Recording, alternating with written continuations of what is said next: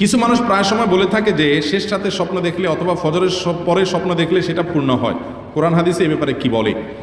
স্বপ্ন কোন সময় দেখলে সত্য হয়, কোরআন এবং হাদিস ঘাঁটলে এ সম্পর্কে সুস্পষ্ট কোনো পরিষ্কার কোনো নির্দেশনা পাওয়া যায় না যে এই সময় স্বপ্ন দেখলেই সেটা সত্য হবে। তবে হ্যাঁ, ঘুম কিছুটা পাতলা থাকলে স্বপ্ন এর ব্যাখ্যা বিশেষজ্ঞরা অনেকেই বলেন, লেখেন যে সে সময়ের ঘুমটা, সে সময়ের স্বপ্নটা সত্য হয় এবং সকালের টাইমটা, এই টাইমটা কিছুটা ফজরের আগের টাইমটা বা সকালের টাইমটা, স্বপ্ন যেটা দেখার পর মানুষের স্পষ্ট মনে থাকে কি দেখছে, এটা সত্য হওয়ার সম্ভাবনা বেশি থাকে। স্বপ্ন তিন প্রকার, একটা হলো সত্য স্বপ্ন, একটা হলো মিথ্যা স্বপ্ন, আরেকটা হলো জল্পনা কল্পনার কারণে যে স্বপ্ন দেখে সেটা।